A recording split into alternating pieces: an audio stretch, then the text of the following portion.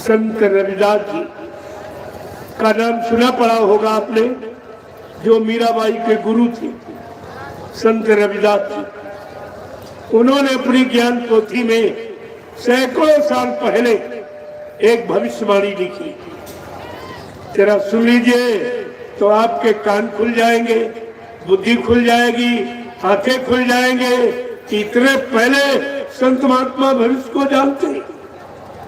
उन्होंने क्या कहा है भविष्यवाणी में कि भारत में अवतारी होगा जो अति विस्मयकारी होगा, ज्ञानी और विज्ञानी होगा, वो अद्भुत सेनानी होगा। ऐसा अनोखा एक सेनानी वो भारत में जन्म लेगा जो तीर तमंचा भाला बर्छी नहीं चलाएगा, बम नहीं फेंकेगा, अपनी वैचारिक क्रांति के द्वारा देश दुनिया में परिवर्तन करके दिखा देगा। कितनी बड़ी बात है किया। भारत में अवतारी होगा जो अति विस्मयकारी होगा, ज्ञानी और विज्ञानी होगा, वो अद्भुत सेनानी होगा।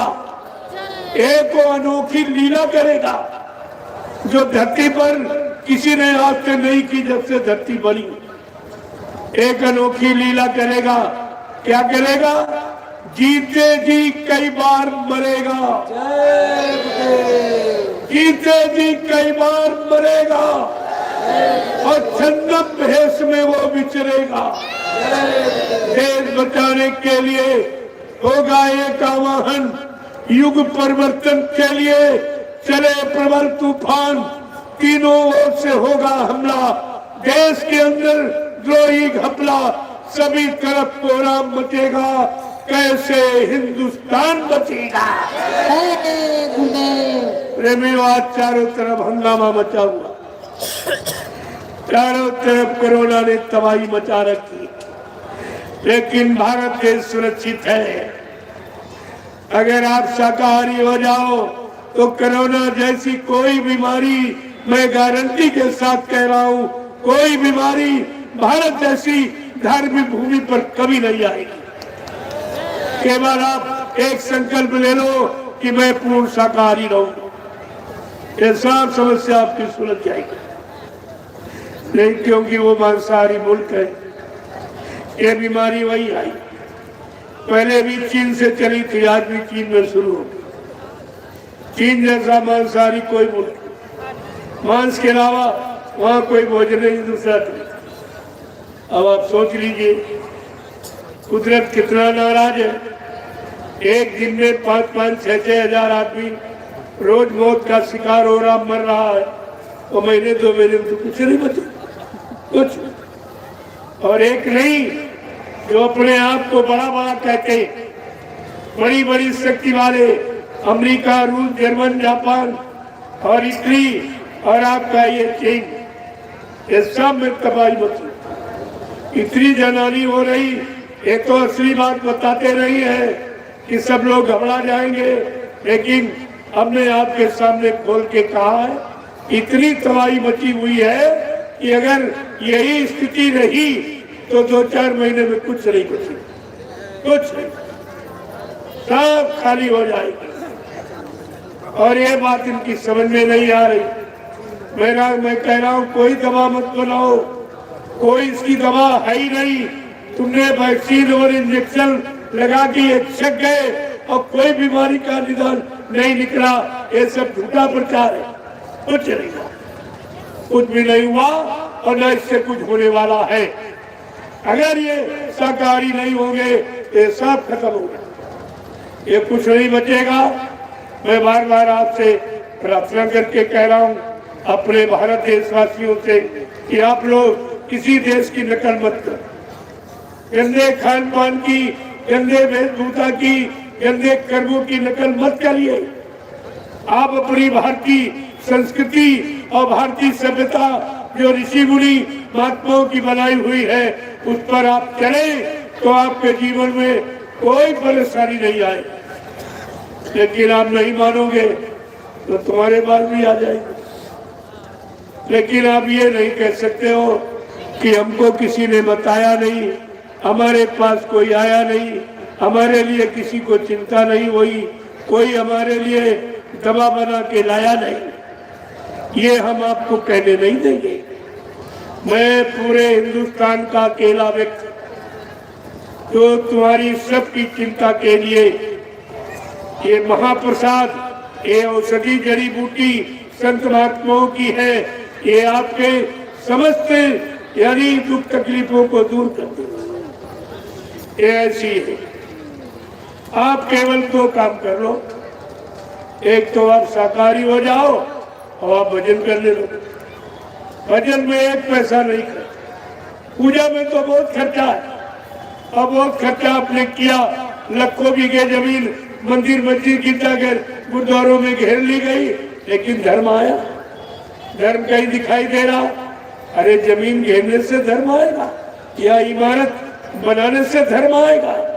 धर्म धर्म तो धारण किया जाता।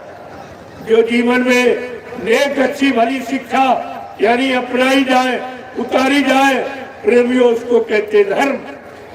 धर्म तो ये वो आपने किया नहीं है, तो कितनी परेशानी आ गई है।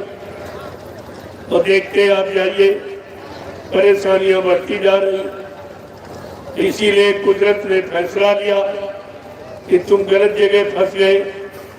न कोई देवी है, न कोई देवता यहाँ, न यहाँ भगवान खुदा गाड है। तो सब अपने अपने लोक में रह रहे।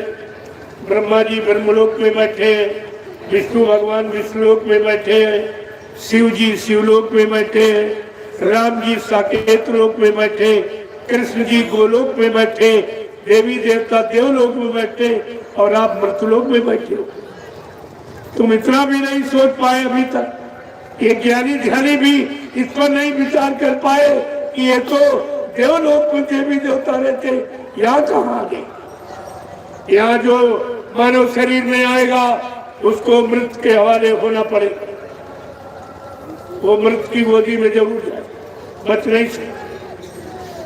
तो आपको ये विचार करना चाहिए, जब संत महात्मा आपको मिल जाएंगे, जो आत्मा को जगाने वाले, जब आत्मा जगेगी, ये यहाँ बैठी, आत्मा का स्थान ये और मन का स्थान ये। आत्मा का घाट ये है और मन का घाट ये दोनों आपके पास है। अगर आत्मा के घाट पर बैठकर भजन आप करने लगो तो आत्मा जाग जाए और इस शरीर से निकलकर देवलोक में पहुंचे, जहाँ देवी देवताओं का दर्शन करेगी। इसके बाद ऊपर पहुंचेगी ब्रह्मलोक में, ब्रह्मा जी का दर्शन करेगी। उसके ऊपर जाएगी विष्णु लोक में, विष्णु भगवान का दर्शन करेगी। उसके ऊपर जाएगी शिवलोक में, तो शंकर भगवान का दर्शन करेगी।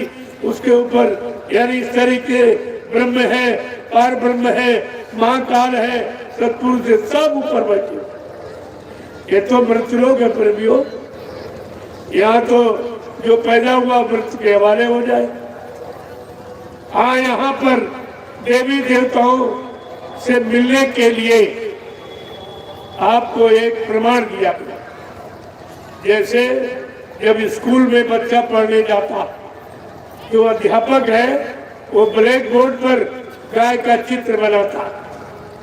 अगर बच्चा ये कहे कि मास्टर साहब क्या यही दूध देने वाली गाय यही है, तो मास्टर कहता नहीं, ये दूध देने वाली गाय नहीं है, दूध देने वाली गाय का चित्र है।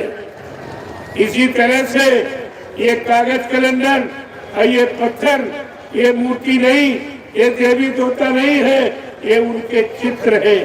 अगर तुमको साक्षात दर्शन करना है तो किसी संत महात्मा की तलाश करो, वो तुम्हारी जीवात्मा जगाने की युक्ति दे देंगे और जीवात्मा जगेगी और इस मनुष्य शरीर से निकलकर जब ऊपर जाएगी तो देवलोक में पहुंचेगी।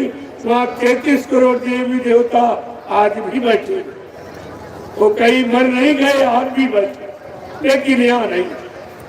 यहाँ तो एक प्रमाण आपको दिया गया, उनके चित्र बनाए गए, और इसलिए कि जब नकली चित्र इतना अच्छा है तो असली देवी देवता कितने अच्छे होंगे।